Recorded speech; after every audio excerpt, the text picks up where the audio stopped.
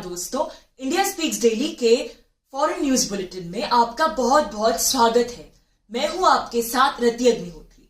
इस बुलेटिन में हम आपको लगातार जानकारी देते रहेंगे देश और दुनिया से जुड़ी तमाम खबरों के बारे में कि किस प्रकार से विश्व के भू राजनीतिक समीकरण तेजी से परिवर्तित हो रहे हैं और इन बदलते हुए समीकरणों के बीच भारत कितनी महत्वपूर्ण भूमिका निभा रहा है।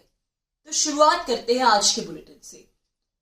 चीन की तरफ से पैंगोंग त्सो क्षेत्र में जिस प्रकार से सेना हटाने की पहल की गई और जिस प्रकार से भारत और चीन के बीच पिछले वर्ष हुए मॉस्को समझौते को लागू करने हेतु भारत चीन पर जोर लगा रहा है, चीन पर लगातार दबाव बना रहा है, उस सब को देखकर ये कयास लगने शुरू हो गए हैं कि शायद भारत और चीन की दोस्ती होने वाली है, भारत और चीन के द्विपक्षीय संबंधों के लिए अच्छे दिन आने वाले हैं।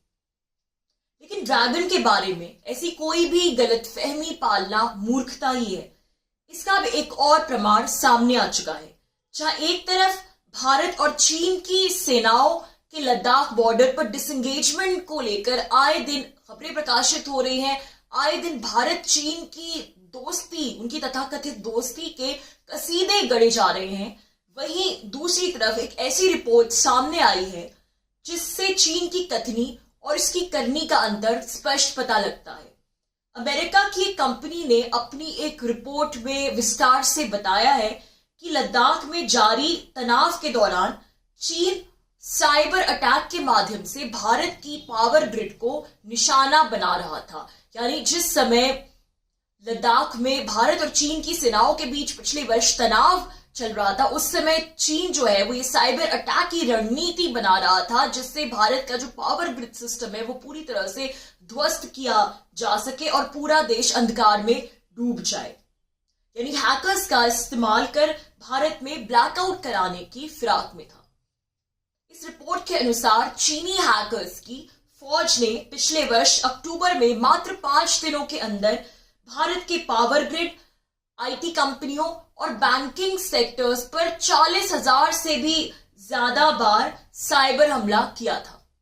इस स्टडी में यह भी दावा किया गया है कि जून में गलवान घाटी में हुई मुठभेड़ के ठीक 4 महीने बाद 12 अक्टूबर को जो मुंबई में ब्लैकआउट हुआ था, उसमें भी कहीं ना कहीं उसके पीछे भी चीन का हाथ हो सकता है।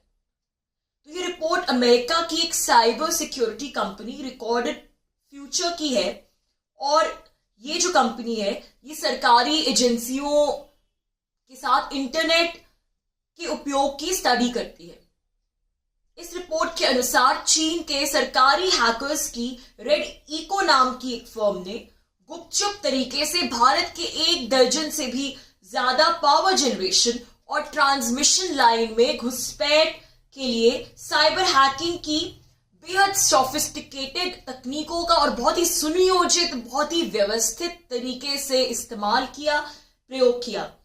यानी इस रिपोर्ट के अनुसार ड्रैगन की पूरी तैयारी थी गलवान मुठभेड़ के दौरान भारत के जो पावर सिस्टम्स हैं, भारत का जो पूरा पावर का तंत्र है उसे फेल करने की, और ये एक तरीके से उसका शायद सांकेतिक मैसेज था भारत को कि यदि वो चीन की सेनाओं के साथ मुठभेड़ करेगा तो उसका खामियाजा उसे भुगतना पड़ेगा।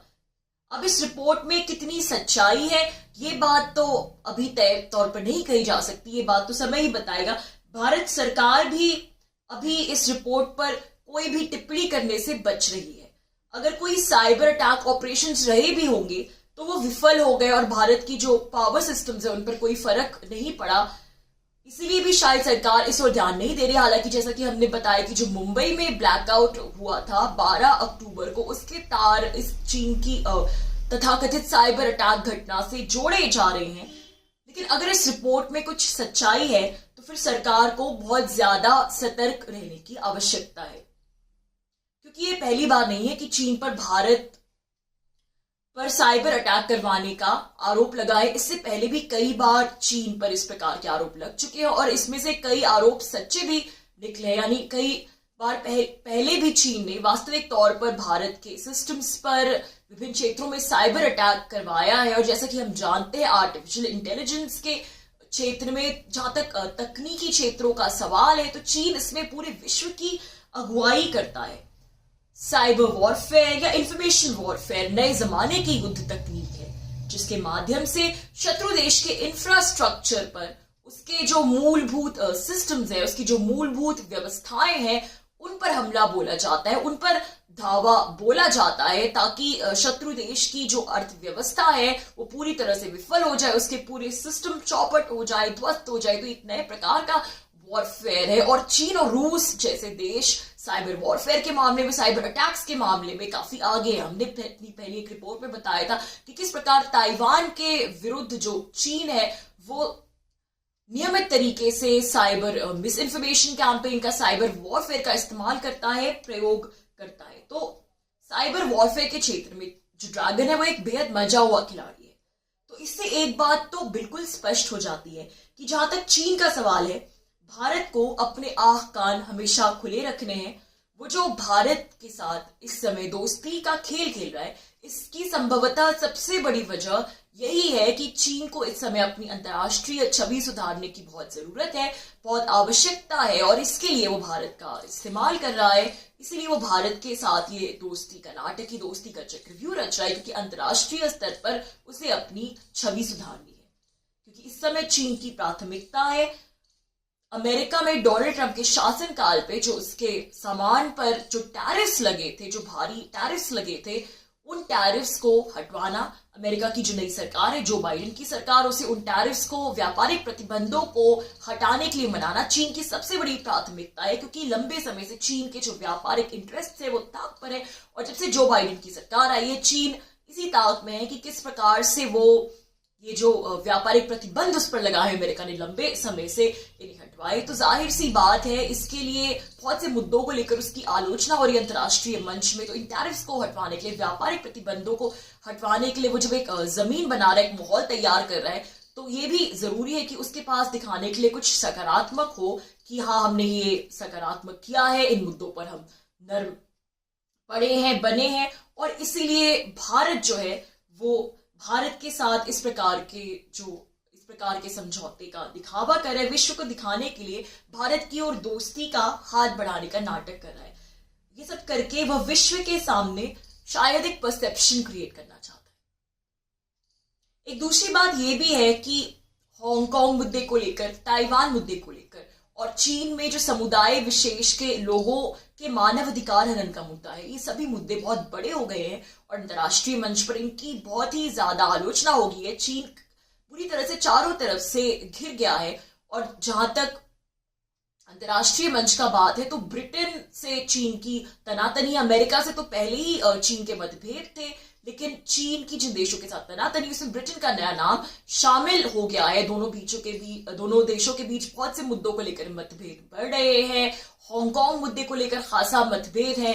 ब्रिटेन की जो सरकार है उसने एक नई स्कीम लागू की है, नई स्कीम शुरू की है जिससे हांगकांग वासियों के ब्रिटेन के नागरिक बनने के रास्ते आसान हो जाएंगे। तो चीन और ब्रिटेन के बीच में तन गई है। तो ऐसे में जाहिर सी बात है जब चीन को चारों तरफ से घेरा जा रहा है उसके अंतर्राष्ट्रीय मुद्दों को लेकर, तो चीन नहीं चाहेगा कि भारत भी उसके खिलाफ कोई नया मोर्चा खड़ा करे या फिर भारत भी ये जो दूसरे मुद्दे हैं उनको लेकर, चाहे वो ताइवान का मुद्दा, हांगकांग का कोई और मुद्दा हो, भारत उनको लेकर खुलकर बोले।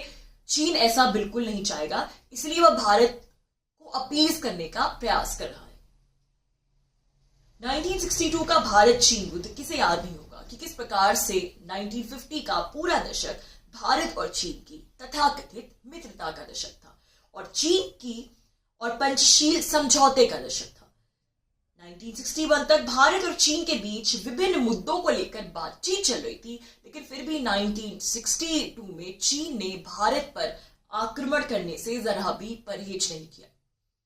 प्रधानमंत्री मोदी ने भी चीन की तरफ कितनी बार दोस्ती का हाथ बढ़ाया। ममल्लापुरम में और वुहान में भी प्रधानमंत्री मोदी और चीनी राष्ट्रपति शी जिनपिंग के बीच समिट हुई, वार्तालाप हुई। इन समिट्स को इतना मीडिया कवरेज मिला, इतने बड़े व्यापक स्तर पर ये समिट्स हुई, लेकिन उसके बावजूद भी 2017 में चीन ने डोकलाम में अपनी कारस्तानी दिखाई और फिर 2020 की लद्दाख मुठभेड़।